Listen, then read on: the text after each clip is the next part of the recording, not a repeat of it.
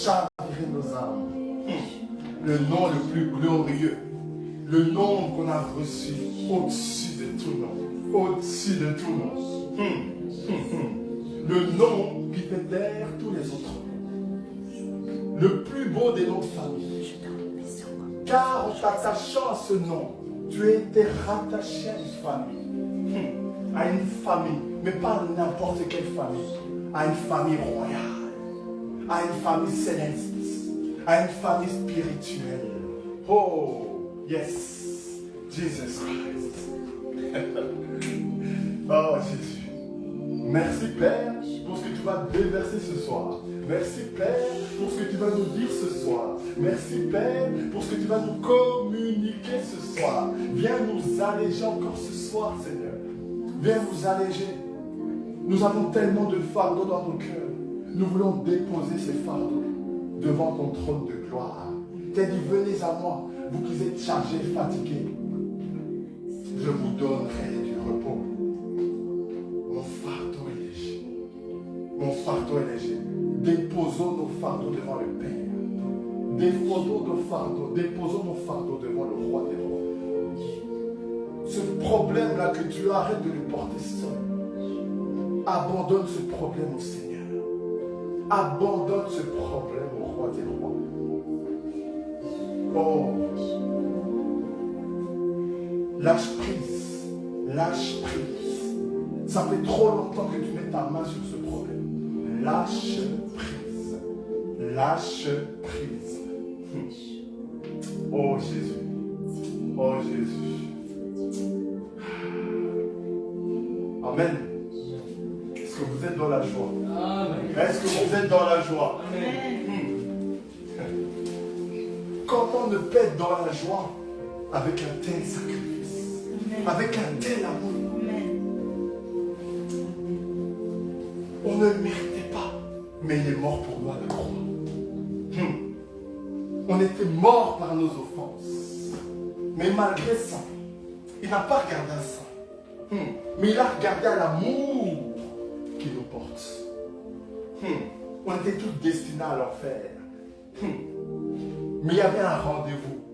Le rendez-vous le plus glorieux de toute l'histoire de l'humanité. Le mont Golgotha. Là où t'es braqué tous les projecteurs. Digne d'un scénario hollywoodien.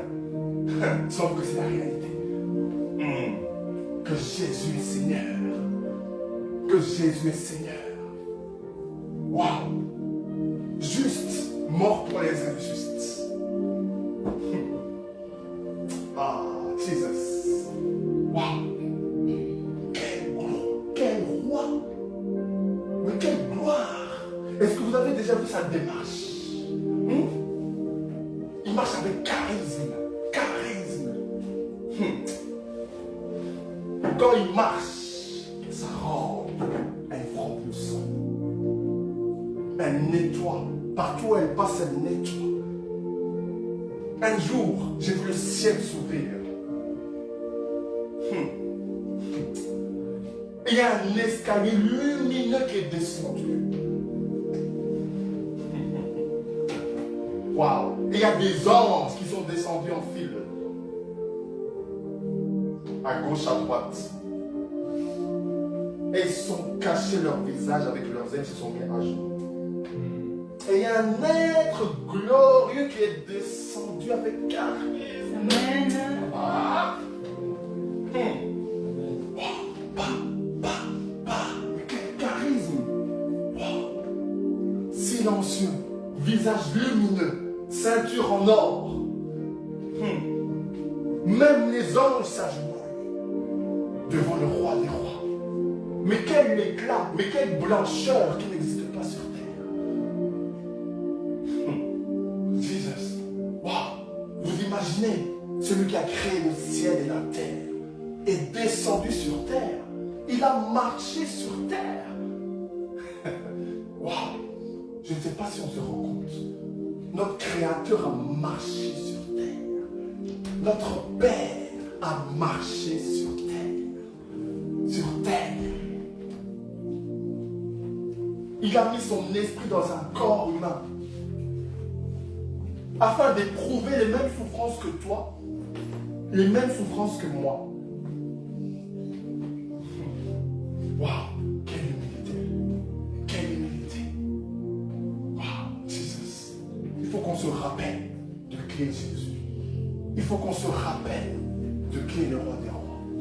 Il faut qu'on se rappelle de la valeur de son sacrifice à la croix.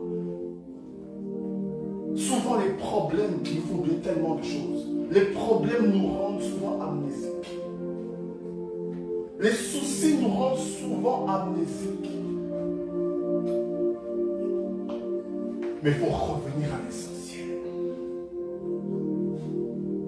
Pourquoi? Parce qu'avant que ton problème là voie le jour, il y avait déjà quelqu'un qui avait parlé. Avant que ton combat là voie le jour, il y avait déjà quelqu'un qui avait parlé. Au commencement était la parole. La parole était Dieu. Toutes choses étaient faites par elle. Et rien n'a été fait sans elle. Rien. Il y a des gens qui ont peut-être maudit. Mais ceux qui ne savent pas, c'est qu'il y a quelqu'un qui a parlé avant ces malédictions. Il est l'alpha et l'oméga. C'est lui qui a le premier mot et c'est lui qui a le dernier mot. Et les démons, Satan, ils sont entre. Mais sans le savoir, les démons et Satan, ils ne savent pas qu'ils sont pris ensemble. Parce que Jésus-Christ de Nazareth a toujours un temps, je dirais même, il a toujours une éternité d'avance sur Satan. Une éternité d'avance. L'alpha et l'oméga. L'alpha et le tard. Le commencement et la fin. Et je prie que ce qu'il a commencé dans nos vies, qu'il le termine. Vous savez, Israël s'était détourné du Seigneur. Ils ont été vers de faux dieux. Vers de faux dieux. Mais, à cause de l'alliance, à la fin des temps, le Seigneur va restaurer Israël. Il va restaurer Israël à cause de l'alliance. À cause de l'alliance. À cause des promesses. Wow. Amen. Seigneur est bon. On va prendre un passage.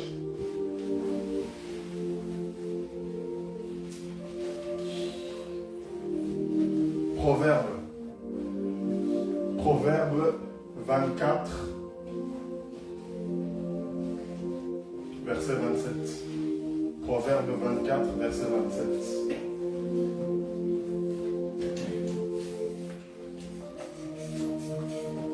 Proverbe chapitre 24, verset 27. Merci Seigneur pour ta parole. Que tu prennes toute la place.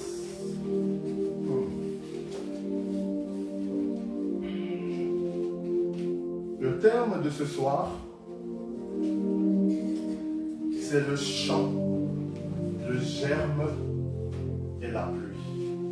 Le thème de ce soir, c'est le chant, le germe et la pluie.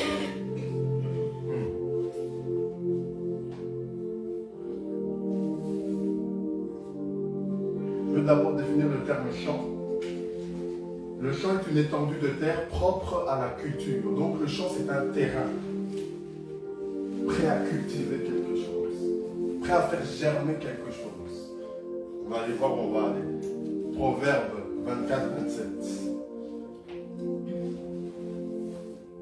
Prépare ton ouvrage au dehors et après ton champ, et après tu bâtiras ta maison. Vous savez, là, on est rentré en 2023. Souvent, on est là, on crée des bonnes années, depuis des années, mais ça ne bouge pas. Ça ne bouge pas. Parce que les gens pensent que c'est parce que ça a switché au niveau d'un chiffre que ça va bouger. Non. Ce n'est pas parce que ça switch au niveau d'un chiffre que ça va bouger. Mais ça va bouger quand tu vas comprendre que tu dois préparer ton champ. C'est quand tu vas préparer ton champ que tu vas comprendre que ça va bouger. Et ici, on nous dit, prépare ton ouvrage au dehors. Et après ton champ, après tu bâtiras ta maison. Au dehors, ça veut dire quoi? Ça veut dire que au dehors de ta zone de confort, en dehors du monde. Parce que tu avais des habitudes que tu avais dans le monde. Tu dois laisser ça là-bas. Pour rentrer dans les habitudes du Père, dans les choses de la parole. Il faut préparer son ouvrage, préparer le chant. Le chant. En fait, le chant, c'est un terrain. Et il y a plusieurs types de chants. Le chant, il y a plusieurs types de chants. Et regardez ici, on dit, après ton chant, après tu bâtiras ta maison. Et la maison représente beaucoup de choses. Ça peut représenter ta vie spirituelle. On a vu hier qu'on avait un corps physique et un corps spirituel. Donc quand tu prépares ton chant, c'est aussi pour préparer et bâtir ta maison, c'est-à-dire bâtir ta vie spirituelle. Donc pour avoir une bonne vie spirituelle, tu dois d'abord avoir un champ bien préparé. Tu dois avoir un terrain bien préparé. Parce qu'on ne bâtit pas sa maison sur du sable, mais on bâtit sa maison sur du roc. Celui qui entend mes paroles, les met en pratique, il est semblable à un homme prudent qui bâtit sa maison sur le roc. Les vents ont soufflé, la pluie est tombée, cette maison ne s'est pas écroulée. Amen.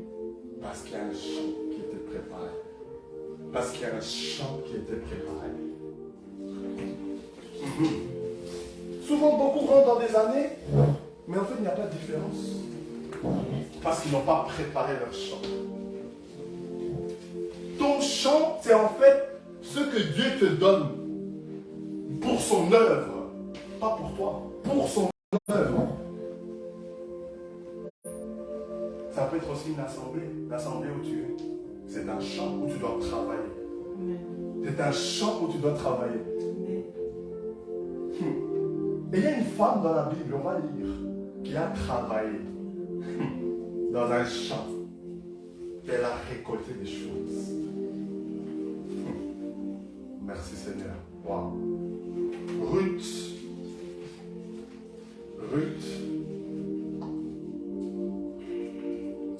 Merci Saint-Esprit. Wow.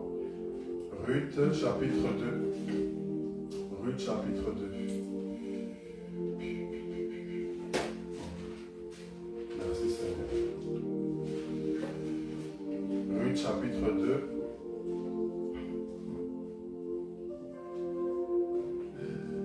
Ah, Jésus est bon. Jésus est bon. Verset 3. On va commencer au.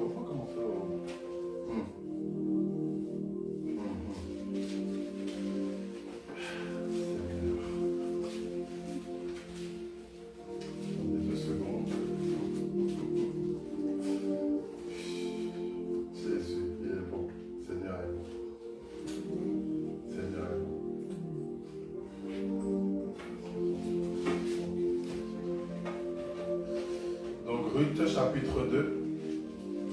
Ruth chapitre 2. Ok.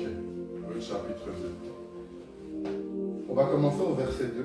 Au verset 1, pardon. Donc souvenez-vous, on parle du champ. Donc le champ, c'est un terrain que le Seigneur nous donne.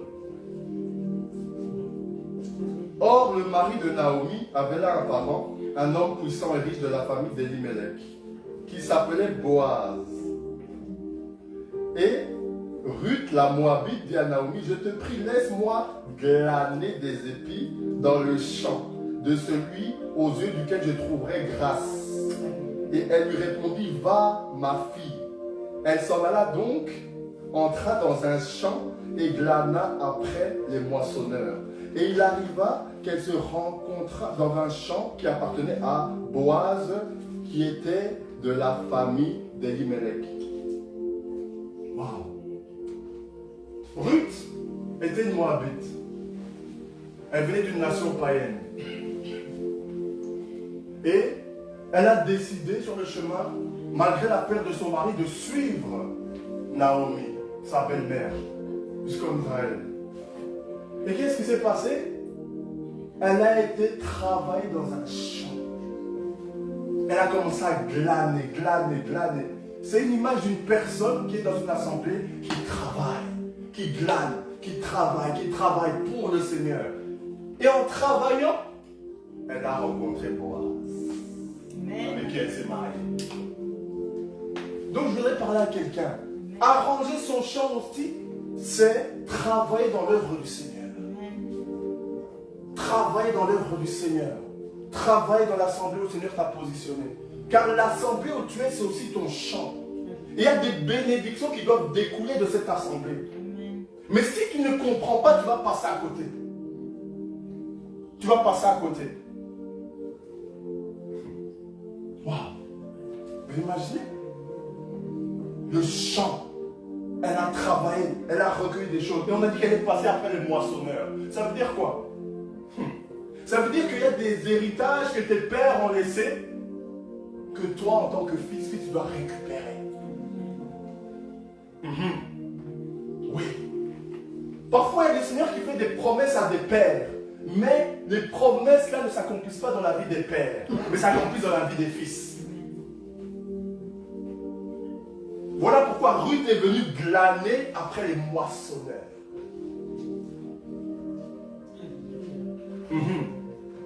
Wow. Et c'est aussi une image de la cueillette des âmes. Parce que les champs, c'est aussi la terre sur laquelle le Seigneur nous a envoyés pour gagner les âmes. La moisson est grande, mais il y a peu d'ouvriers. Travaille pour le Seigneur. Travaille pour l'œuvre. Arrange ton champ. Il y a plusieurs champs, mais ton assemblée est un champ dans lequel le Seigneur veut que tu travailles. Et le Seigneur lui-même va te récompenser à sa manière. Ne le fais pas pour un homme. En d'autres termes, ne le fais pas pour Naomi. Fais-le pour toi. Fais-le pour le Seigneur. Parce que tu ne sais pas qu'il y a un Boaz là derrière.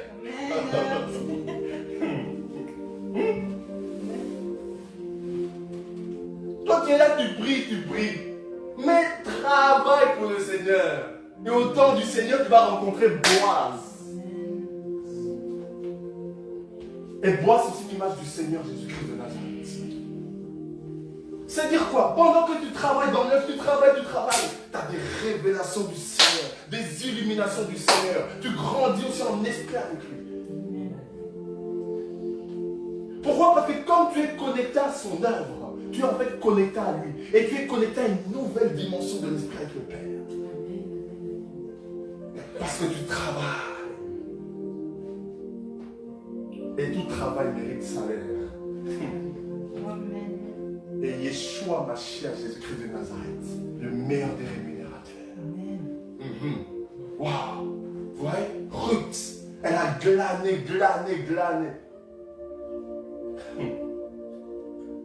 Elle a glané. Pas parce qu'elle cherchait quelque chose, mais parce qu'il y avait l'amour du Père en elle. Ça a commencé quand elle a décidé de quitter moi pour suivre Naomi. Partout où tu iras, j'irai avec toi. Et le Dieu là que tu prieras, que tu serviras, moi aussi je le servirai.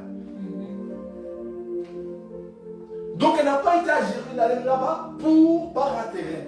Mais elle a vraiment été parce qu'elle avait un cœur attaché au Père. Waouh. Et Ruth veut dire ami. Donc Ruth était l'amie du Seigneur. Donc Ruth était une amie intime. Elle avait une intimité avec le Père.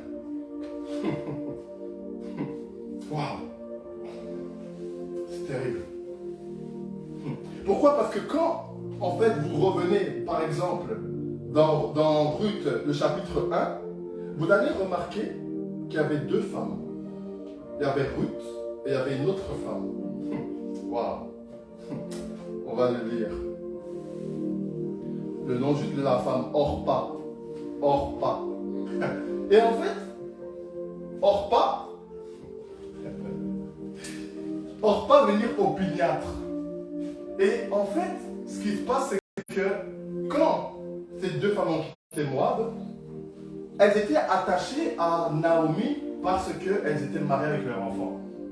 Maintenant, quand leur mari était décédé, Naomi voulait les renvoyer. Mais qu'est-ce qui s'est passé? Orpa, elle est partie, comme si de rien n'était. Mary a dit, là il y a quelque chose, moi je m'accroche là. Moi je m'accroche là, il y a quelque chose là. Et Orpa veut dire opiniâtre. Une femme qui agit par opinion. Oh non, je pense que. Oh non, je me dis que. Émotion sur émotion. Opiniâtre, Orpa. Mais Ruth, attachée au Seigneur. Attachée au Seigneur, amie du Seigneur. Elle est partie glaner. Donc ton assemblée est aussi un champ. Aussi un champ. Ésaïe 5, verset 8. Merci Seigneur. Wow. Merci Seigneur. Ésaïe 5, verset 8. Le champ. Tu veux que le Seigneur te bénisse, prépare d'abord ton champ. Et tu dois savoir le champ que le Seigneur t'a donné. Et positionne-toi fermement. Le champ. Ésaïe 5, verset 8. Malheur à ceux qui ajoutent maison à maison et qui joignent champ à champ, jusqu'à ce qu'il n'y ait plus de place et qu'ils habitent seuls au milieu du pays. Il y a des chrétiens qui sont comme des pigeons voyageurs. Ils ne savent pas se positionner. Ils sont à gauche, à droite. Ils ont plusieurs champs. Mais à force d'avoir des champs, tu ne t'y retrouves plus. Concentre-toi d'abord sur le champ que Dieu t'a donné. Vous savez, parfois l'être humain, il fait tellement d'histoires qu'il est lui-même désordonné. Il est désordonné après. Parce qu'il n'est pas focus sur le champ, le terrain que Dieu lui a donné. Il est focalisé sur 50 terrains à la fois. Du coup, il se perd. Il se perd. Waouh. Le Seigneur t'a donné la Belgique, tu veux absolument aller en France. Le Seigneur te donne le Congo, toi tu vois les Djibouti. Et puis on t'appelle à gauche, tu vas à gauche. On t'appelle à droite, tu vas à gauche. On t'appelle en bas, tu vas en bas. On t'appelle en haut, tu vas en haut. Mais finalement, malheur à ceux qui ajoutent maison à maison et qui joignent champ à champ.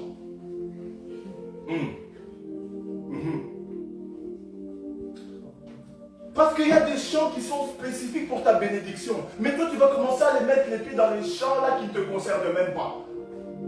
Et tu vas recevoir des attaques, tu ne vas pas comprendre. Parce que tu as mis tes pieds dans un champ qui n'est pas pour toi.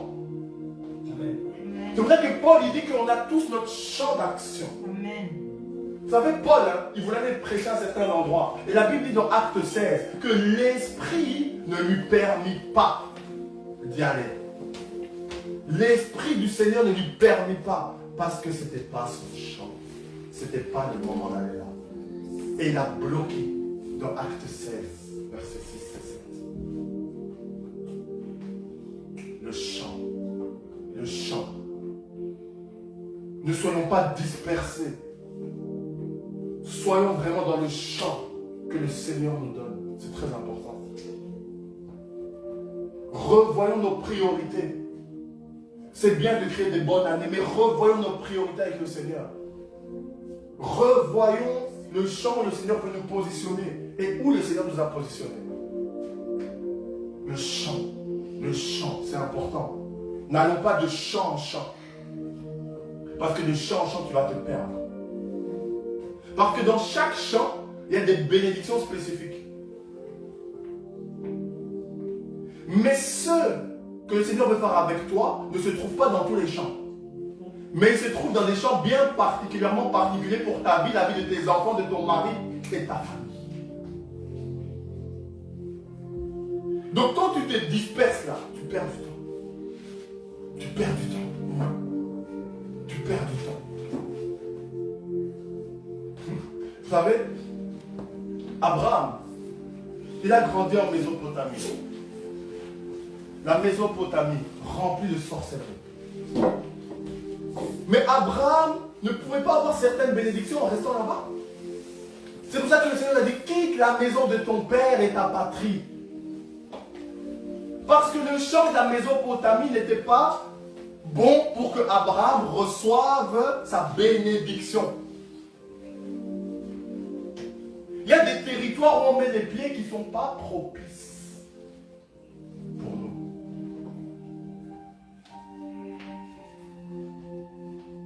Mais si Abraham ne quittait pas la Mésopotamie, qu'est-ce qui allait arriver?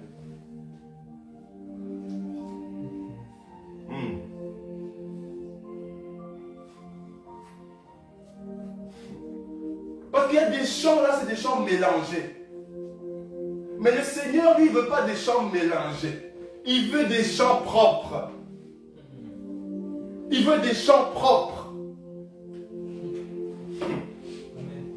Exode 9 nous dit que quoi? Que le Seigneur faisait la différence entre le bétail des Égyptiens et le bétail des Israélites. Et quand il y a eu la famine, le Seigneur a frappé le bétail des Égyptiens.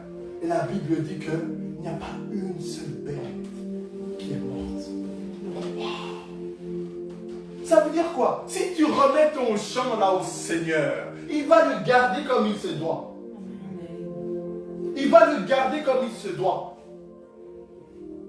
Mais si tu veux faire à ta manière, comme Orpa, opiniâtre, oh moi je pense que, oh moi je me dis que, nada, nix, rien, rien, bredouille. Mais quand tu remets ton champ entre les mains du Père, il n'y a pas une seule bête qui mourra. Waouh! Malgré que tu sois en Égypte, parce que les Israélites étaient encore en Égypte à ce moment-là. Mais comme les Israélites là, avaient une alliance avec le Père, il n'y a pas une seule bête qui pouvait mourir. Le champ. Sache où est ton champ. Positionne-toi dans ce champ. Travaille dans ce champ.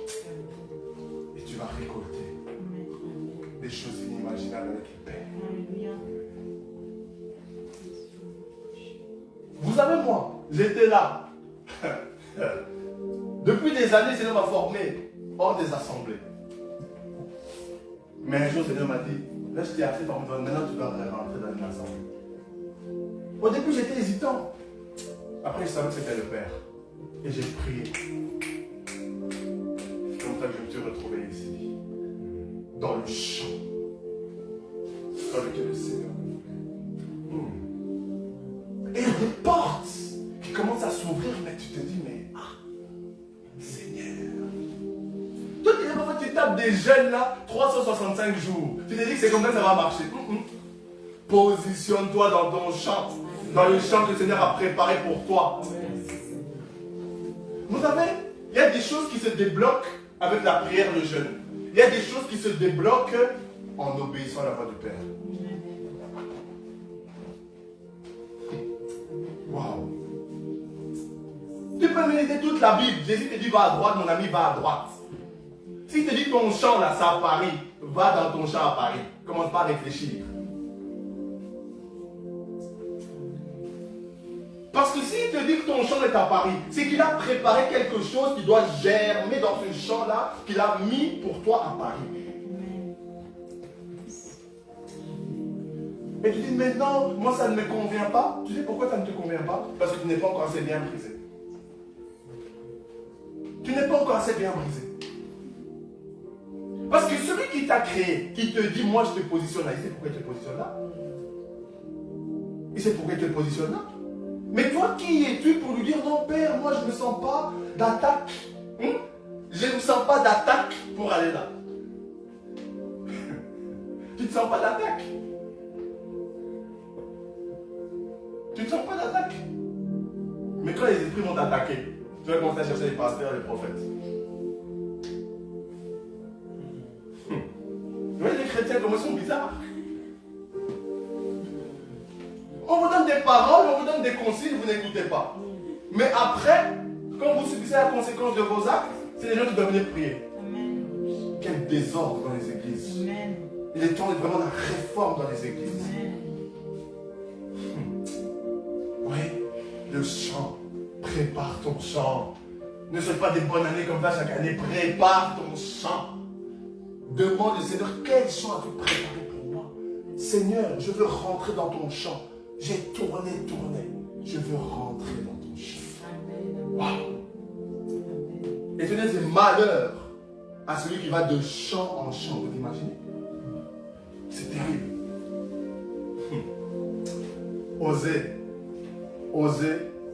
Osée chapitre 2, verset 20.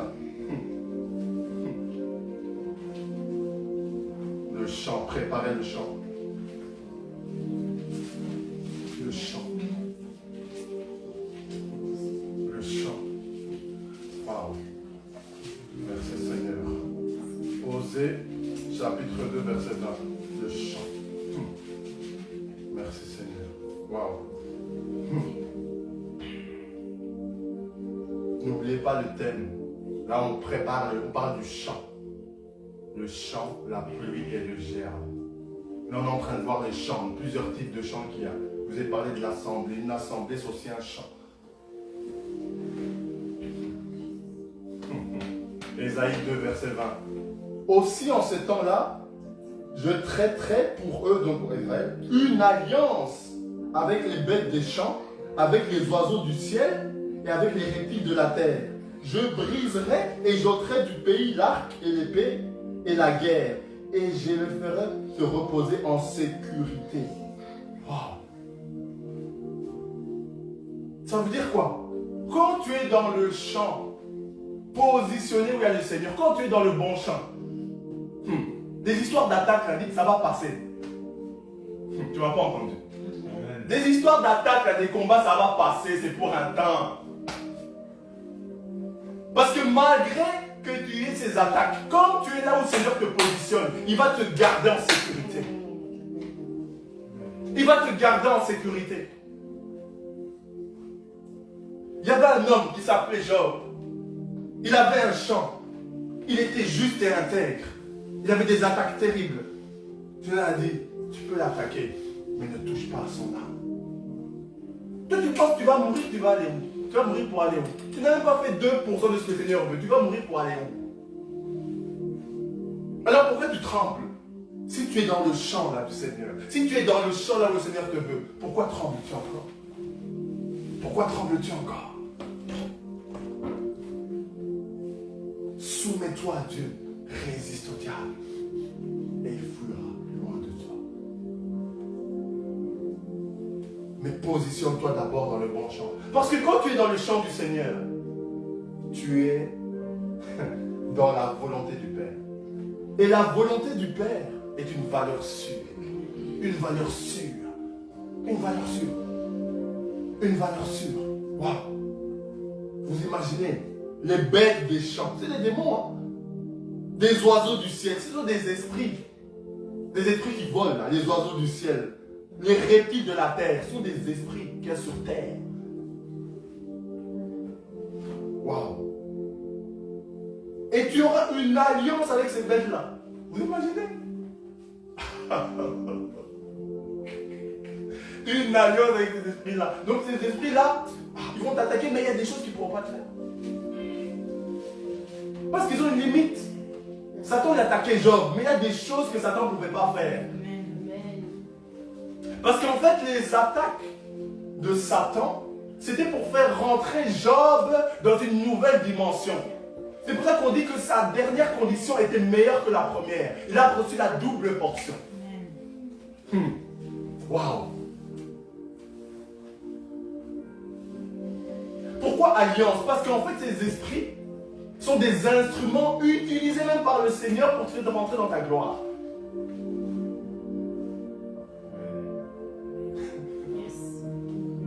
C'est pour ça que le Proverbe 16:7 dit que quand un homme a une voix juste devant le Seigneur, il éprouve même, il apaise même le cœur de ses ennemis. L'alliance.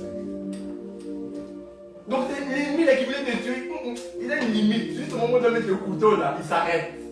Parce qu'il y a une alliance avec le Père. Waouh! Le chant. Le chant. Le chant.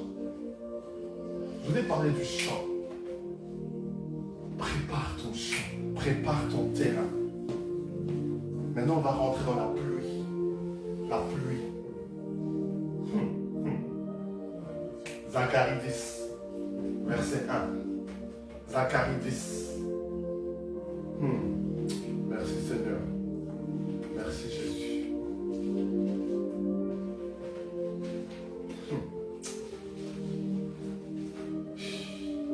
Zacharie 10, verset 1.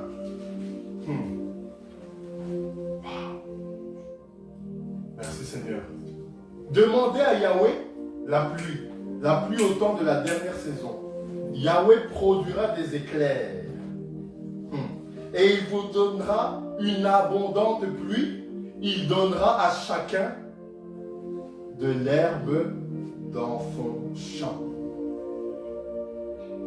Et en fait, dans plusieurs contextes bibliques, la pluie représente aussi la bénédiction qui vient du Seigneur. Le premier métier des Israélites, c'était agriculture. Et ils marchaient beaucoup par la foi, parce qu'ils dépendaient de la pluie. Ils dépendaient de la pluie.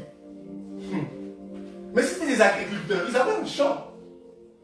Mais la Bible parle de deux pluies, la pluie de la première saison et de l'arrière-saison. La pluie de la première saison, c'est pour rendre le sol labourable.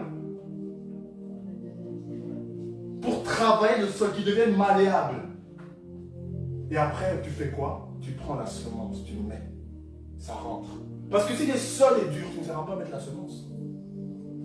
Si le sol est dur, tu ne sauras pas mettre la semence. Donc il fallait la première pluie pour que le sol devienne malléable, labourable.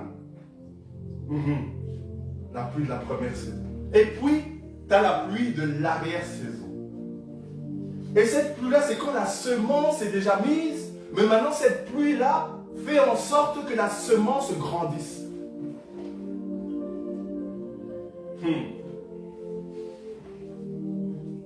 Mais il y a semence et semence, il y a racine et racine.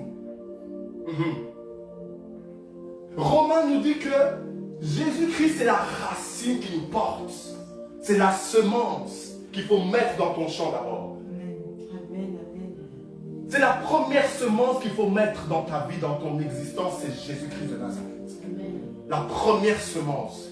C'est sur cette semence-là que tu dois bâtir ta vie spirituelle, maritale, financière.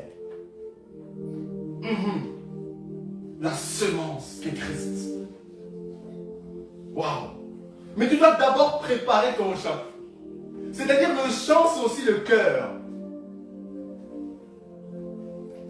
C'est pour ça que parfois il y a des gens avant de se convertir, ils passent par des moments difficiles. Parce que Jésus travaille le champ. En fait, le champ, c'est leur cœur. Afin que leur cœur devienne labourable, malléable. Afin que la semence de la parole puisse rentrer. C'est pour ça que parfois tu es là, tu as peut-être entendu parler d'un évangile il y a longtemps, mais tu ne t'es pas converti directement. Mais toi, tu ne sais pas, il y a une semence qui est rentrée. Parce qu'en fait, on a déjà travaillé ton cœur en coulisses. Et après, quelques années après, coup de massue. Deuxième pluie. Arrière-saison. Et là, tu dis, là, je ne sais pas. Il y a quelque chose là, je palpite. Ça palpite là à l'intérieur. Il y a quelque chose là. Il y a quelque chose qui a germé. Il y a quelque chose qui a germé. Mais pour que quelque chose germe, il faut d'abord la semence. Il faut d'abord que ton champ soit préparé. Ton champ soit préparé. Ton champ soit préparé pour que la pluie descende. Parce que même si la pluie descend, mais si ton champ n'est pas prêt, tu ne vas rien recevoir. Tu ne vas rien recevoir. C'est comme un joueur de football. Il est là. Tu dois marquer le goal, mon ami, tu es là à côté du défenseur. Mais même si on te donne le ballon, mais on va te le piquer.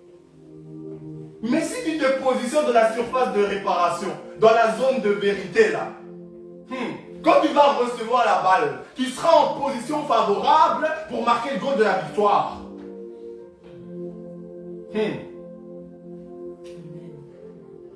Jésus est comme un meneur de jeu qui veut te distiller le ballon. Mais toi là, tu dois te positionner avant de recevoir le ballon. Vous savez, c'est l'appel l'appel de l'attaquant qui provoque la passe du milieu de terrain. Mais toi, tu dois faire un appel au Seigneur en faisant un chant. Afin que lui, avec sa pluie, il te fasse la passe. Afin que quand tu auras mis la semence, que ça germe. Et que tu puisses récolter les fruits. Les fruits. Waouh! Oui. La pluie. La pluie. Vous savez, il y a des lois spirituelles qui ne dépendent pas que du fait d'être chrétien. Ça peut vous choquer. Il y a des lois spirituelles qui ne dépendent pas du fait d'être chrétien. La Bible dit tu vas récolter ce que tu auras semé. Si quelqu'un n'est même pas chrétien mais qui travaille dur, il va récolter les fruits. Mais si toi tu es chrétien, tu jeûnes, tu pries, mais tu ne travailles pas, tu ne vas rien récolter. Tu vas parler en langue matin, midi, soir, tu n'auras rien. Tu n'auras rien. Oui. Parce qu'on se dit, mais lui, il a beaucoup d'argent, mais c'est un sorcier. Toujours, mais il y a des gens qui ne sont pas sorciers. Tout le monde n'est pas sorcier. Oui, il y en a qui sont sorciers, mais tout le monde n'est pas sorcier. C'est qu'ils appliquent juste des choses que toi tu ne connais pas. Tu ne connais pas. Ils préparent le champ. Le champ. Ils préparent le champ. Afin que quand la pluie va descendre, ça ne rate pas. Afin que quand la pluie va descendre, ça ne rate pas. Parce que t'inquiète pas. Même si c'est à la fin de l'année, ça va descendre. La pluie, à un moment donné, elle descendra.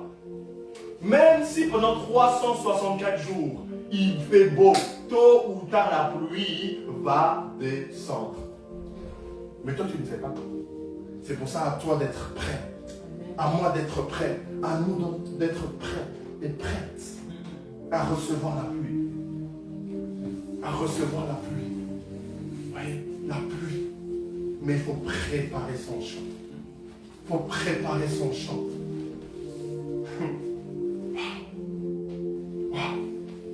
Et c'est ça souvent qui nous fait défaut. On ne prépare pas son champ. On s'attend à ce que la pluie descende du ciel, mais notre champ n'est pas prêt. Seigneur, tu m'as prophétisé en 2015. Tu m'as dit que j'aurais si je n'ai rien eu. Tu vas dire, oh non, c'est la faute du Seigneur. Le Seigneur va te dire, où est ton champ? Où est ton champ? Où est ton champ? Où est ton champ? Comme il disait un peu à Adam, où es-tu? Ça veut dire quoi? C'est pas que le Seigneur ne savait pas où était Adam, mais il n'était pas positionné où le Seigneur voulait qu'il soit positionné. Et il voulait lui faire comprendre. Pour qu'il prenne conscience, mon ami, ce n'est pas que je ne sais pas où tu es, mais c'est pour que toi-même tu prennes conscience que tu n'es pas positionné là où je veux. Non, mais je me suis caché, tout ça, je suis que j'ai dit, mais qui t'a dit que tu étais nu? Qui t'a dit que tu étais nu? Positionne-toi là où le Seigneur veut que tu sois pour recevoir la pluie. La pluie est descendue plusieurs fois, mais comme tu n'étais pas là, tu as raté. Vous savez, il y a des rendez-vous qu'on ne rate pas. Oh non, ça viendra plus tard, pas toujours. Pas toujours. Il y a des rendez-vous qu'on ne rate pas. Il y a des périodes là qu'on ne rate pas. Parfois, tu es là si tu ne prépares pas ton champ là. Pour cette année, tu ne prépares pas ton champ. Si tu ne prépares pas, le champ là, tu devais préparer, la chose qui devait descendre, ça peut prendre 5, 10 ans. Ça peut prendre du temps. Vous savez que nous, les chrétiens, on a la capacité de retarder les choses du Seigneur dans nos vies. Comme on a la capacité d'accélérer en posant certains actes. Bien souvent, on accuse Satan. Mais parfois, ce n'est pas Satan le fautif, c'est nous. Bien souvent, on accuse Satan. Non, j'ai ça, c'est Satan, Satan, Satan. On voit les démons partout. Mais nous, exempts de tout reproche. Même Jésus te regarde et te dit, ce n'est pas Satan, c'est toi.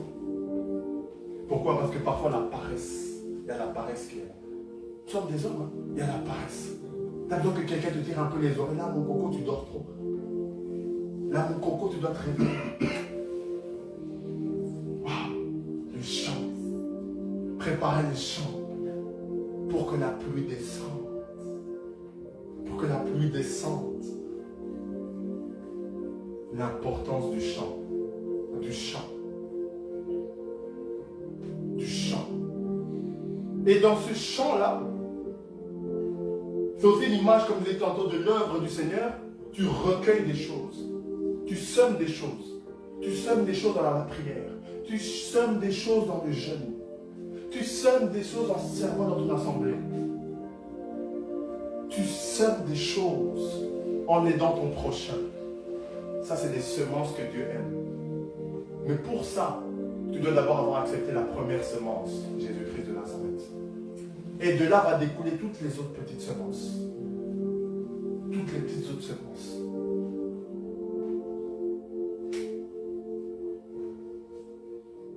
Wow. Mais sème d'abord pour le Seigneur.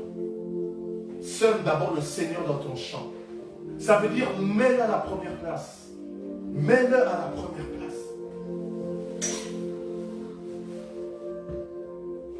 Voilà. Mettez-le à la première place. C'est important. Parfois, on fait des choses sans le Seigneur. On monte dans la barque. On dit, Seigneur, moi, je monte dans la barque. Suis-moi. Non, c'est pas ça. Le Seigneur, il monte. Nous, on le suit. Nous, on le suit. Le chant, mes amis, le chant. Pose-toi la question. Dans quel chant le Seigneur veut que tu sois? Dans quel chant le Seigneur veut que tu sois? Parce que c'est de ce chant-là que va dépendre ta bénédiction, va dépendre ton évolution spirituelle, va dépendre toutes les choses que le Seigneur t'a promis depuis des années. Mais si tu ne comprends pas ces choses, tu vas tourner, tu vas accuser Satan, tu vas accuser les hommes, tu vas même accuser Dieu, tu vas être en colère contre Dieu, tu ne vas pas comprendre. Parce que c'est toi qui n'as pas compris les principes spirituels du Seigneur. Parce qu'il nous a tout donné, il nous a donné la parole. Mais aujourd'hui, il y a Google, il y a tout. À l'époque, ce n'était pas comme ça. Aujourd'hui, on a tout ce qu'il faut pour grandir dans la connaissance. Mais souvent, c'est nous qui sommes paresseux. C'est nous qui sommes paresseux. Le chant se prépare. Il y a des choses, ça se prépare. Tout se prépare. Et ton assemblée, c'est pas seulement un chant pour ta vie, mais ça va être aussi un chant pour les gens qui t'entourent. Si tu es dans une famille, en fait, le chant dans lequel tu es, ça ne va pas seulement te toucher toi. C'est pour ça que le Seigneur disait, David, je oins d'huile ta tête et ta coupe déborde. Ça veut dire que quand tu es positionné, là où le Seigneur te veut, il va déverser de l'huile sur toi. Et cette huile-là va couler sur les autres là, qui t'approchent. Wow. L'huile. Parce que l'huile coule. L'huile, ça déborde. Il ne veut pas que tu gardes ça pour toi. Mais toi d'abord, positionne-toi dans le bon champ. Dans le bon champ. Wow. Positionne-toi dans le bon champ. Dans le bon champ. Parce que tu vas semer des choses pour ta vie, pour ta famille, pour tes enfants, pour ta femme, pour ton mari. Tu vas semer des choses. Abraham avait compris ça. Il avait quitté la Mésopotamie, pays de sorcellerie, pays de malédiction. Et il avait un père qui s'appelait Térak. Térak qui veut dire retard. Ça veut dire que la vie spirituelle de son père, ça veut dire que tout ce qui concernait son père, l'environnement qu'il avait, que ce soit ses origines, tout ça, ça a bloqué Abraham. C'est pour ça qu'il a dû se déplacer. Après, ils ont été dans une ville temporaire à Charan. Son père est mort là-bas. Après, il était avec Lot, qui veut dire voilà. C'est séparé de Lot.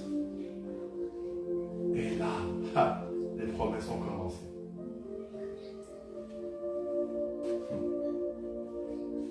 Et il y a des champs où tu dois être, dans lesquels ton ami ne sera pas forcément.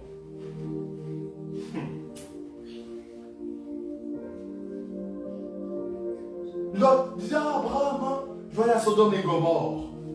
Et Sodome et Gomorrhe, de l'aspect extérieur, ça ressemblait au jardin d'Éden. Donc en apparence, c'était beau. Mais à l'intérieur, c'est la mort. Il est parti là-bas, il s'est fait capturer. Après, Abraham a dû aller le chercher là-bas pour aller le délivrer.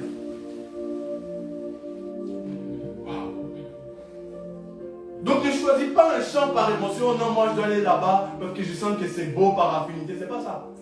Va là-bas parce que sinon tu as dit d'y aller. Pas forcément parce que ton cousin ou ton frère va là-bas. Parce que ce n'est pas la volonté du Seigneur. Le champ. Le champ. Le champ. Le champ.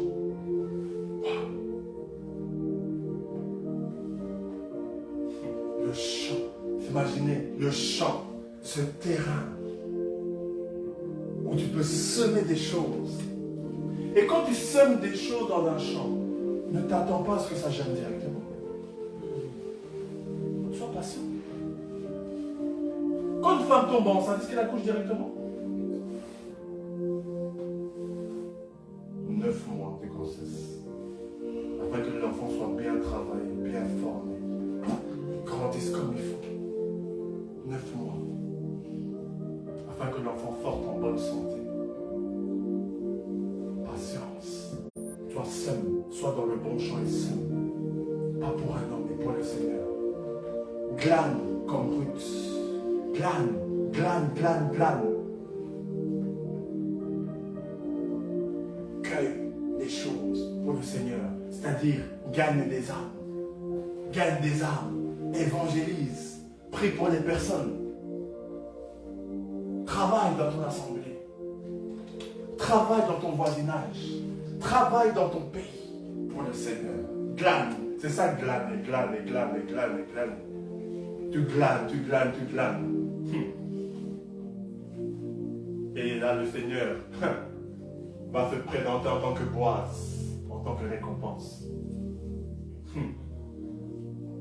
Vous savez pourquoi souvent on ne reçoit pas des bénédictions du Seigneur? Parce qu'on ne combat pas selon les règles. Paul dit à Timothée que pour être couronné, pour qu'un athlète soit couronné, il faut combattre selon les règles. Il faut combattre selon les règles. Mais il y a beaucoup de règles que nous les chrétiens on ignore. Et c'est pour ça qu'on perd. Parce que Jésus-Christ en vérité, c'est la victoire. Mais comment ça fait qu'on est défaitiste? Comment ça fait qu'on échoue? Parce qu'il y a des règles qu'on ne connaît pas. Il y a des règles que les sorciers connaissent que les chrétiens ne connaissent pas. Donc on échoue. On échoue. On échoue. Parce qu'on ne connaît pas les règles. On ne connaît pas les règles. C'est comme si tu joues au football, tu prends la balle avec tes mains. Et tu vas aller mettre le goal.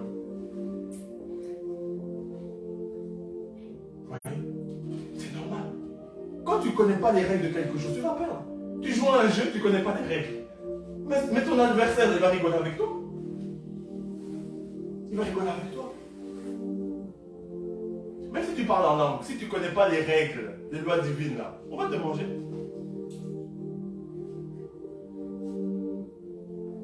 Et c'est à toi d'aller chercher et comprendre les règles. C'est à toi d'aller demander. Parce que le Seigneur, il a déjà tout mis devant nous. Il a déjà tout mis devant nous. Il a déjà tout fait à travers son sacrifice à la croix. Mais c'est à nous maintenant d'aller savoir les bénéfices qu'il y a derrière ce sacrifice de la croix. C'est à nous de savoir ça, les amis, c'est à nous. C'est à nous de savoir ça. Le Seigneur, il a déjà tout fait. Tout est accompli, on le dit toujours, tout est accompli. Mais toi, en quoi tu bénéficies de cet accomplissement? Est-ce que tu comprends même que tout est accompli? Est-ce que tu comprends même que tout est accompli? Oui. Non. Et le premier passage qu'on a lu, arrange ton champ et va au dehors. Jésus a dit à Pierre, va en pleine eau. Pierre, il avait du mal à pêcher les poissons. Il dit, moi, mais Seigneur, j'ai pêché les poissons durant toute la nuit. Et vous savez pourquoi Pierre, Seigneur est fort. Vous savez pourquoi Pierre n'a pas réussi? Parce qu'en fait, Pierre, il pêchait, mais en surface. Mais il y a des choses, tu ne dois pas t'arrêter à la surface. Tu dois aller en profondeur. Parce que quand on parle de semence, on ne parle pas de surface, on parle de profondeur. Waouh! C'est comme là, tu es là, quand tu es à la natation. Tu as la petite piscine et tu as la grande. Et quand tu mets les pieds dans l'eau, tu commences à trembler. Va en plein eau. Va en dehors. Sors de ta zone de confort. Fais ton chant. Fais ton chant. Prépare ton chant. Pour ta descendance, pour ta famille, prépare ton chant. D'abord spirituel. D'abord spirituel. Regardez tous ces hommes de réveil qui ont préparé leur chant. Et ces chants-là nous sont aussi bénéfiques à nous. Abraham, qui rêvait d'avoir un enfant, on a fait de lui une paire de multitudes de nations. On est tous les fils d'Abraham aujourd'hui. Waouh! Ça veut dire qu'on a tous bénéficié du chant qu'il a préparé. On a tous bénéficié du chant qu'il a préparé. Tes enfants vont bénéficier aussi du chant qu'on est en train de préparer aujourd'hui. Ta famille va bénéficier du chant qu'on est en train de préparer aujourd'hui. Tes sacrifices là, c'est pas en vain. C'est pas en vain. C'est pas en vain. C'est pas en vain. C'est pas en vain. C'est pas en vain. Le chant, la pluie, le germe. Wow. Ésaïe 61, 11. Wow. Merci Jésus.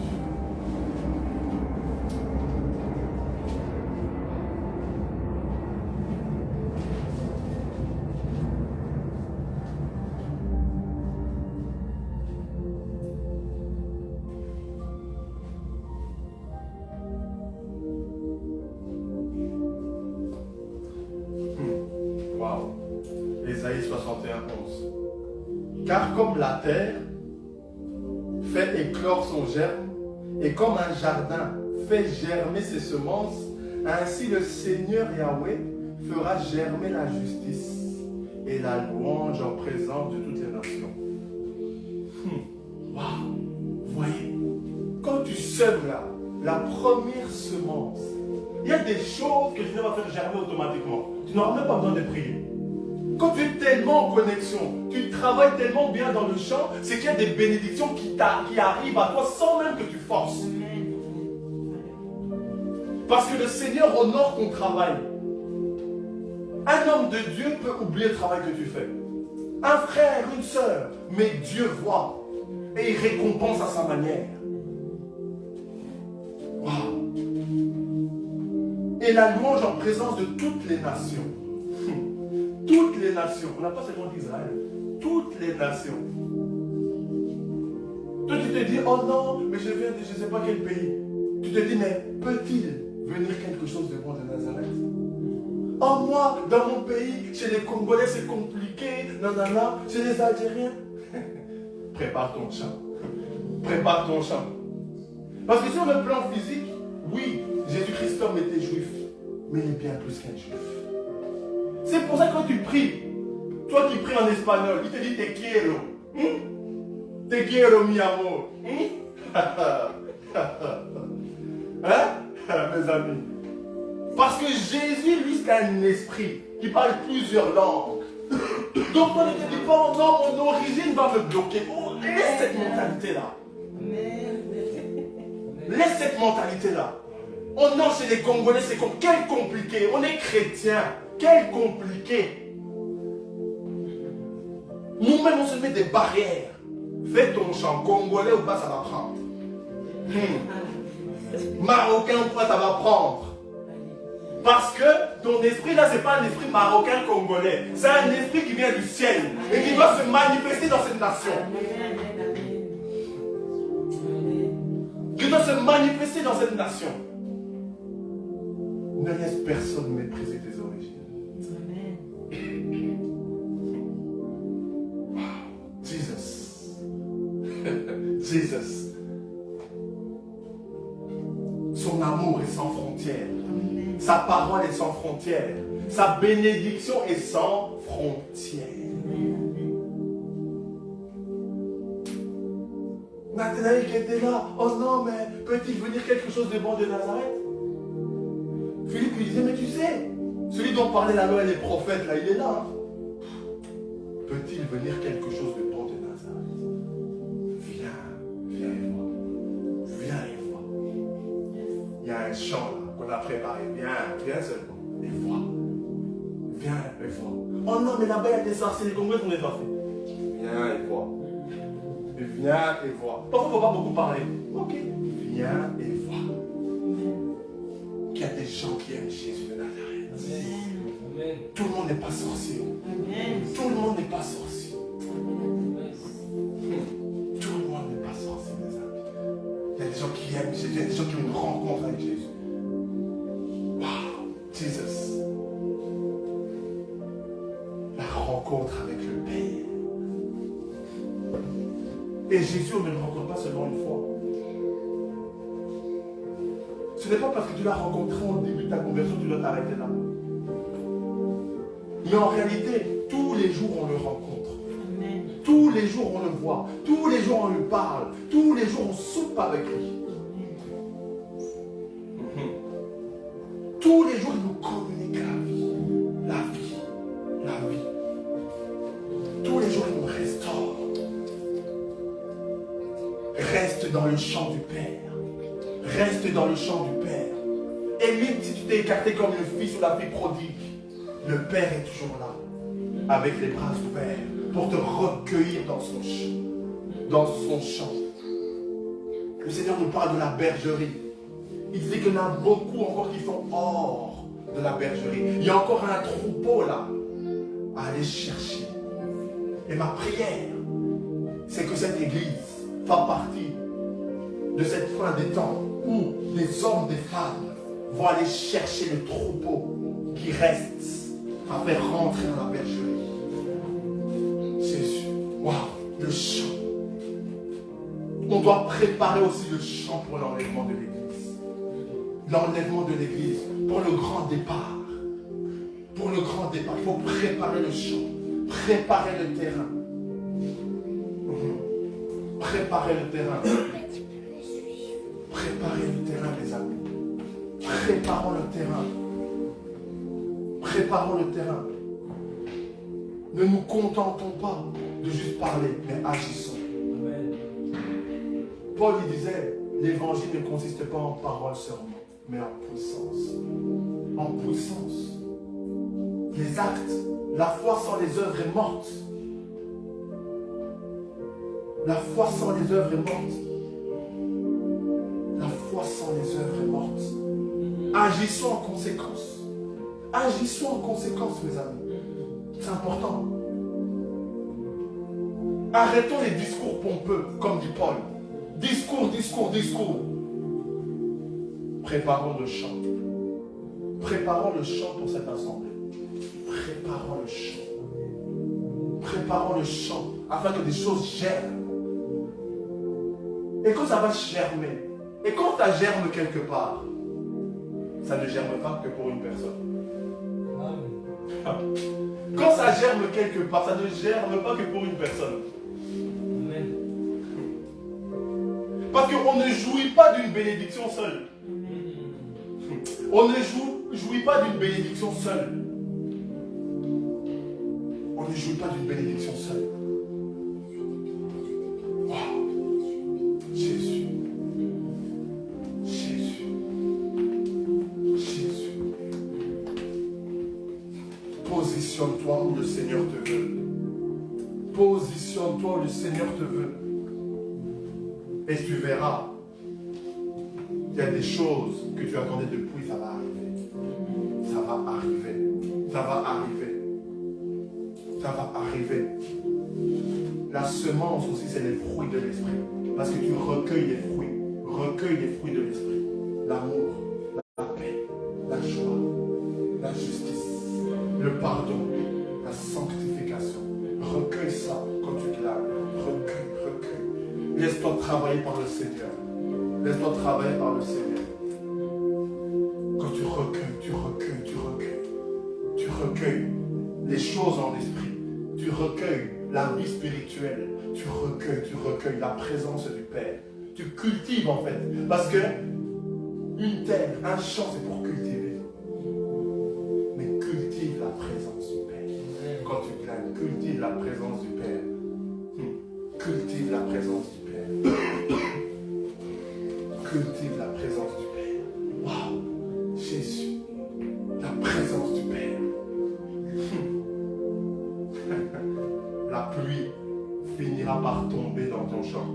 Mais sois certain, certaine que tu as préparé un champ afin que la pluie puisse tomber au moment propice, afin que tu puisses recueillir du vin nouveau, de l'huile, de l'eau de vie. Waouh! Seigneur, une terre que tu auras préparée pour voir la gloire de Dieu se manifester dans ta vie. Oui, oui, tu dois préparer ce terrain. Tu dois préparer le terrain de ton cœur. Tu demandes beaucoup de choses au Seigneur. Mais as-tu préparé ton champ? As-tu préparé ton terrain pour recevoir ce que tu veux? Tu dois te préparer même au niveau de ton caractère. Il faut te préparer au niveau du caractère pour demander ce que tu veux au Seigneur. Est-ce que tu es assez humble pour que le Seigneur t'accorde ce que tu demandes?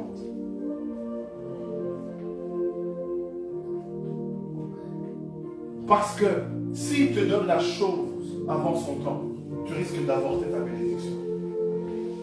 Tu risques d'avorter ta bénédiction.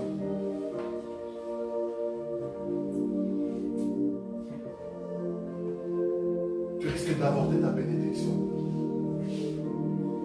Tu risques d'avorter ta bénédiction.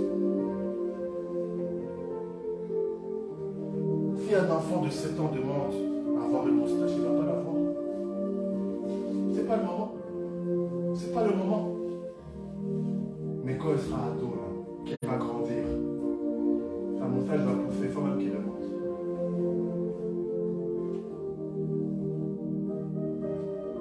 Dans ton champ, tu apprends à discerner les choses pour le temps. Parce que dans ton champ, tu as une vue d'ensemble pour analyser la situation. Voilà l'état des lieux. Telle chose j'ai semé à 2 mois, ça commence à pousser. Telle chose j'ai semé à 2 mois, mais ça commence pas encore à pousser, il faut encore attendre quelques mois.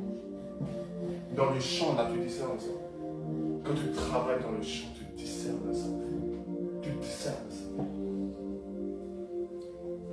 Dans le champ, là, tu discernes si tu as besoin d'aide, de qui tu as besoin, avec qui tu dois travailler pour l'œuvre du Seigneur. Tu discernes tes compagnons d'œuvre, tu discernes dans le champ, dans le champ, dans le champ. Le champ, il y a beaucoup de choses. Le Seigneur te travaille dans le champ. Parfois, tu as l'impression que tu tournes, que tu poireautes, Seigneur, je tourne dans mon champ, mais je ne vois pas encore la pluie. Sois calme, la pluie arrive. La pluie arrive. Et parfois, tu vois la pluie de la première saison, ça tombe, tu te dis, je vais pouvoir manger le fruit que tu m'as donné. Et tu dis, non, la pluie là, c'est la pluie de la première saison. Pour que ce soit labourable. C'est pas encore la pluie du germe. C'est pas encore la pluie de l'arrière-saison. C'est pour ça parfois, on a quelque chose à dire, c'est le moment. Tu es prêt à attraper la chose et au final tu dis, la chose t'échappe, tu dis, mais Seigneur, c'est pas normal. Parce qu'en fait, non, t'as pas compris. On t'a lancé ça parce qu'on t'a lancé cette pluie pour que le sol soit malléable. Mais toi, t'as cru que c'était la pluie de l'arrière-saison. T'as pas discerné le temps. Et tu commences à te gratter la tête, Seigneur, tout ça. Tu commences à en vouloir à Satan. Je dis, mais c'est pas possible. Mais c'était la pluie de la première saison. Et toi, je continue à travailler, à glaner. La pluie de la deuxième saison, de l'arrière-saison arrive. Et dans ce ministère,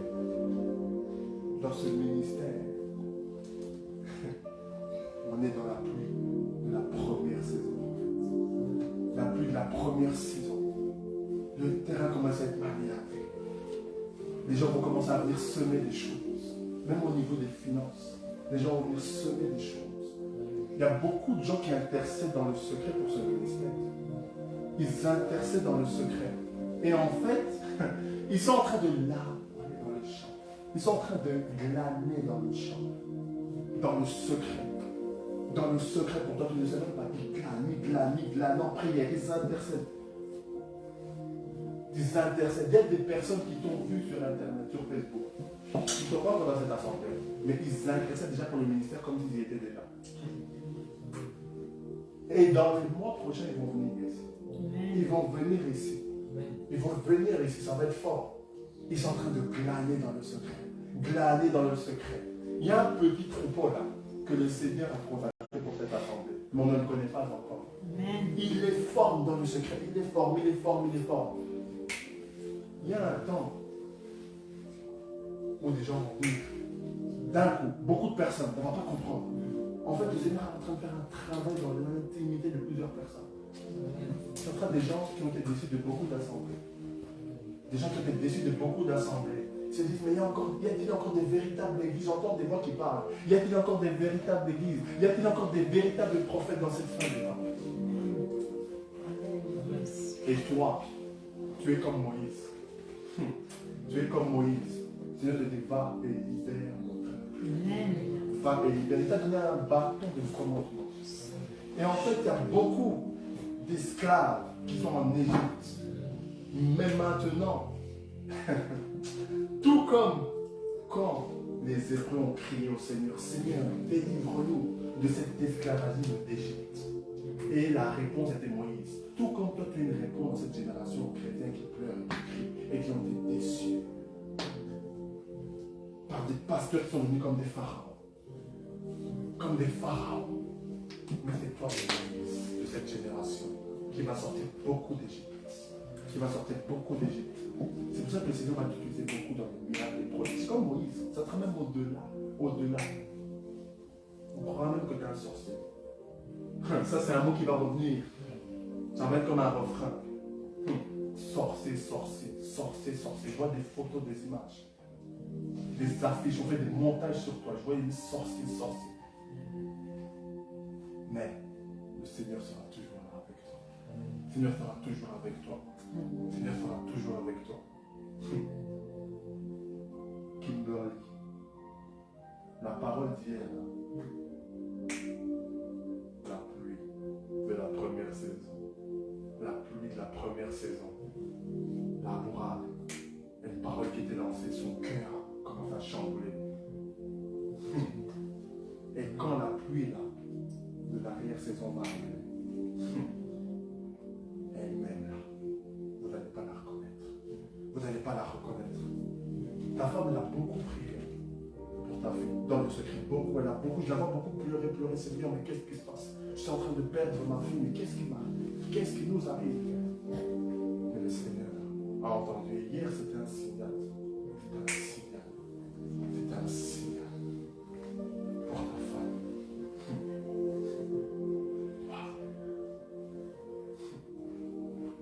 Je vois ton fils avec un micro. Avec un micro. Ton fils, il prophétisera très très jeune. Très très très jeune. Je peux dire, mais plus jeune. Très très très jeune. Il sera un enfant, il va commencer à prophétiser sur les gens auront peur. Il va prophétiser avec les gens.